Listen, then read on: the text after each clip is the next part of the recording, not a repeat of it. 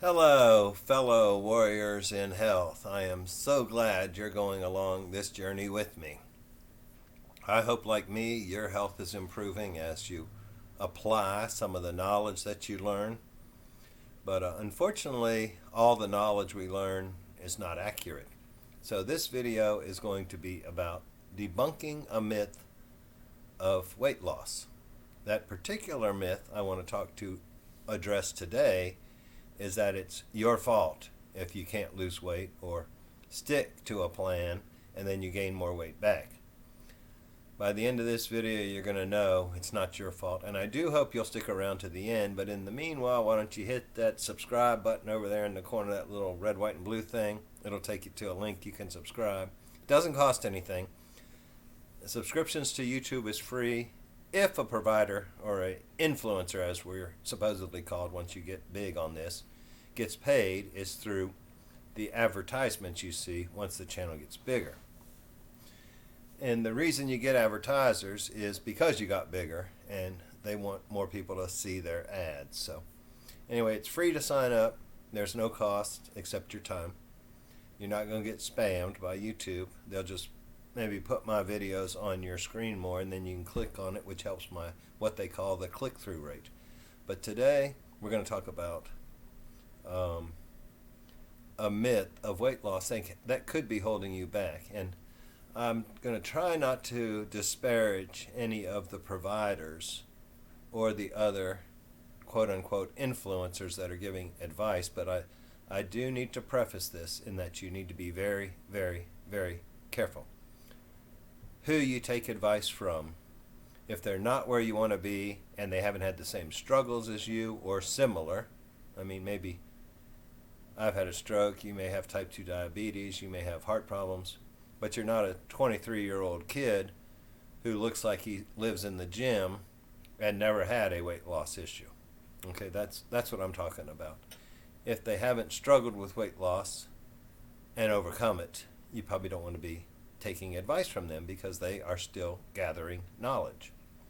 At least as it applies to you and me. Or I guess it's you and me. I'm on the screen, so everything's backwards. But I have heard weight loss specialist doctors say that at least in their head, they probably don't tell you because most doctors are loving and caring people and they're there to support you. So in general, they are positive when they're with you, even though in their head they might be going, this guy should have lost weight because I told him what to do last week or last month or last year, the last time I saw him. But in their head, they're going, I don't know. It's probably his fault. He probably didn't do what I told him to do. And that's been proven very false in many countries and many situations. You can watch almost any video by Dr. Paul Mason where he goes over Dr. T, as he calls it. She's like a psychologist or psychiatrist or something who battled obesity most of her life and did everything to a T that her medical doctors told her until she, like me, found Dr. Mason and other doctors that had learned that insulin is the problem. And now we're getting to my myth buster. Why you don't lose weight, why you go on yo-yo diets and bounce back up and all that. But before we really dig into that, let me say I greatly appreciate you being here. I appreciate you even more if you stay to the end. And then on top of that, if you write a comment, if you subscribe, if you like the video, and before that, if you click through the link I sent you or the little thumbnail that popped up on your screen or the notification, all of those things make the YouTube algorithm very happy, which in turn makes me very happy because it means I am getting towards my goal of being able to share my applied knowledge with more people. Now, you've probably heard people say all your life that knowledge is power. I heard somebody on YouTube, I wrote it down somewhere, but I don't remember where I wrote it, say something about if knowledge was the answer, then we'd all be billionaires with six-pack abs. Okay, so you have to say, well, what's wrong with that statement? Well, knowledge, information. If information was power, then we'd all be billionaires with six-pack abs because There's millions of people in the world telling you how to get rich quick, get rich slow, and do everything healthy to have six-pack abs. But if I was a betting man, I'd probably say that zero of the people watching this right now are billionaires or have six-pack abs, because that's just not reality. So I'm going to define that statement and say that applied knowledge is power. So the reason I started this channel is I have gained all this knowledge over the past 2 years. I have applied as much of it as I can reasonably remember and incorporate into my daily regime, and I am showing the results. So, disclaimer, I am not a medical doctor. This is not medical advice. Do not base your health on what I say without conferring with a medical professional. I take the knowledge I gain from medical professionals, generally watching them on YouTube or some in person, like Dr. Mabry, and I apply that, and then I share the results. My results may or may not be typical. They may or may not be what you get if you do the same exact thing. So please do your own research. I hope I'm part of that research. But there are plenty of doctors out there. And if I mention one, they're one that I have deemed to be worthy of listening to. There are lots of people with doctor or MD after their name that haven't practiced in decades, have lost their license, or never dealt with weight loss issues. So you want to be careful about that. So here is why it's a lie that it's your fault if you can't lose weight. It's not your fault most of the time.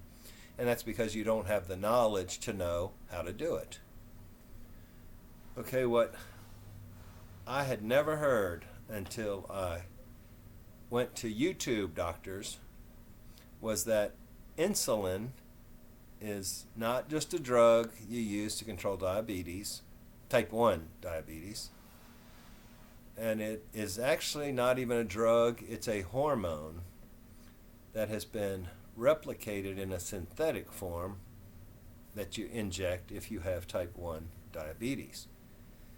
Insulin is a very critical, it's a very lethal hormone if you don't have it. You need insulin in your body.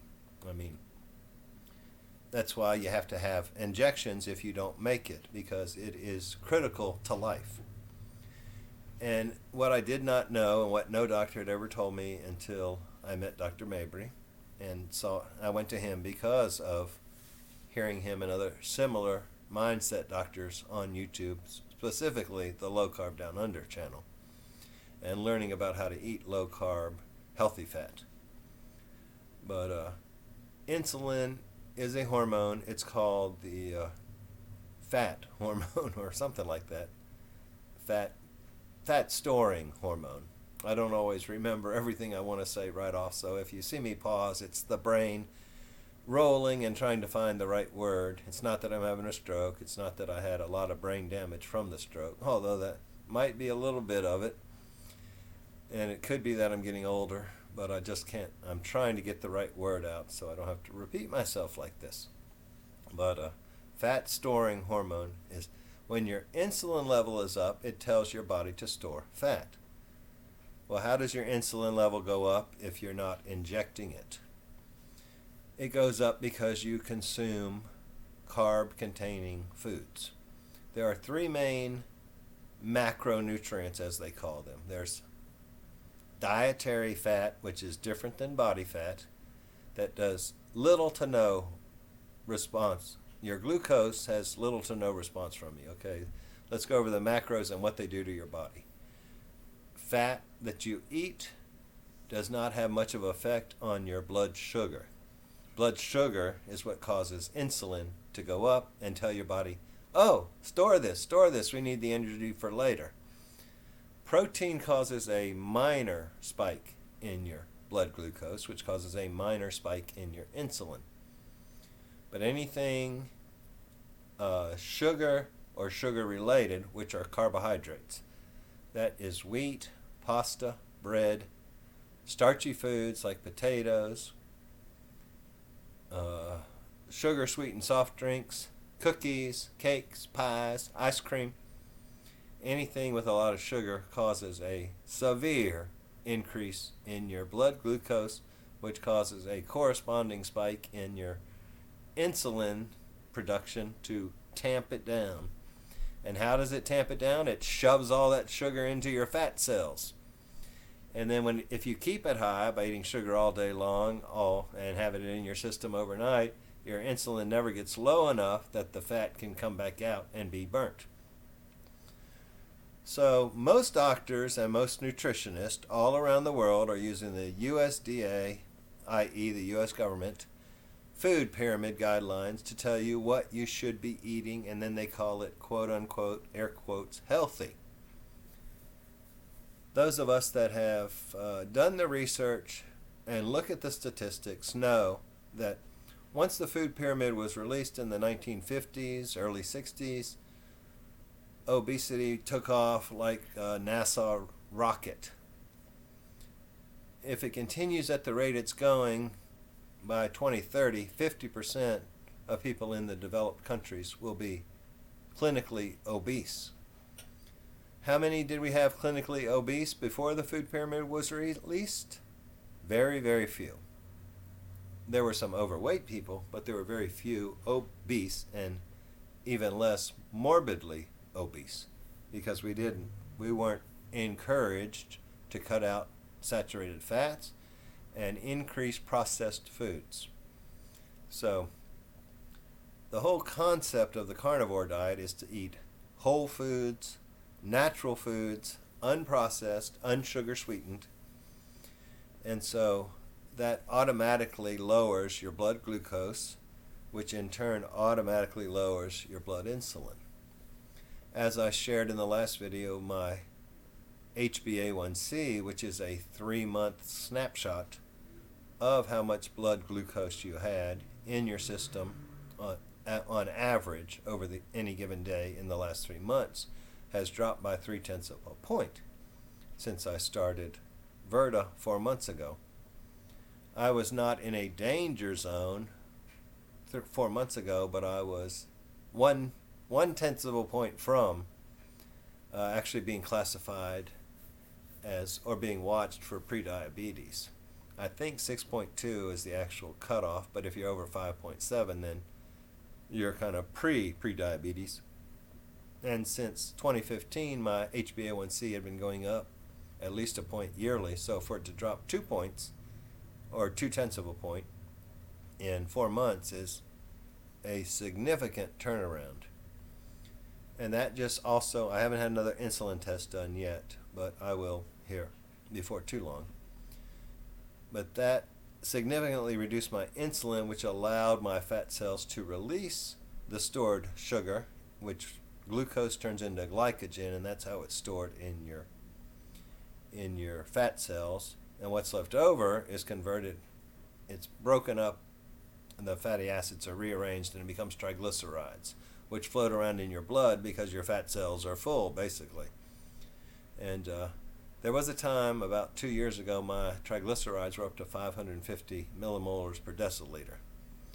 At this last blood test they were down to 88, which is ideal. But I still would like them to go a little bit lower just to continue on the path I'm on.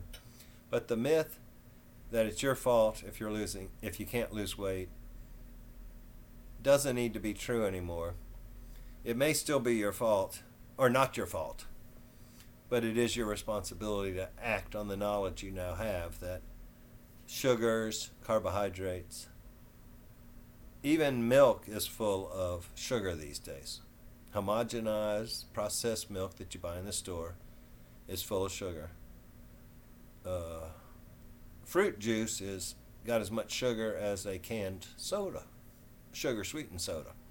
So you want to cut all that out for a while. Let your body heal itself, and then it will do what it's supposed to do and release the fat.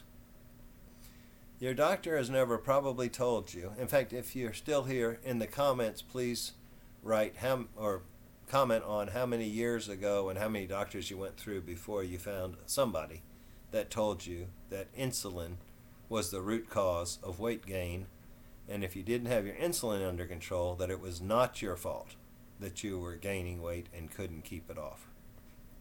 Couldn't lose it, couldn't keep it off. So now that you know that that is a myth, you can take control of your knowledge and add actions to make it a sustainable weight loss. You don't have to yo-yo, because yo-yoing generally means you were calorie restricted, which is another myth. You can lose weight when you're calorie restricted, but you're going to gain it all back when you come up. And the way I eat, we don't count calories, but calories do count. So you want to make sure you eat some of the less calorie-dense foods, and I'll go over that in another video. This one is about insulin, insulin resistance, which causes most of the diseases of modern civilization, including obesity, including overweight, which also leads down the road to other things. So now you know that insulin is a hormone. Glucose spikes insulin. Glucose is made from consumption of carbohydrates. Therefore, if you don't want a doctor to say, I don't know why he or she's not losing weight, cut back on your carbohydrates significantly. I mean, down to 50 grams a day if you don't have metabolic syndrome or insulin resistant, down to 20 or 30 if you do have metabolic syndrome or insulin resistance. Watch some of the older videos and you'll know what I mean by insulin resistance and metabolic syndrome. I hope that was beneficial. If it is, give me a subscribe, give me a like, give me a comment. And thank you for watching to the end.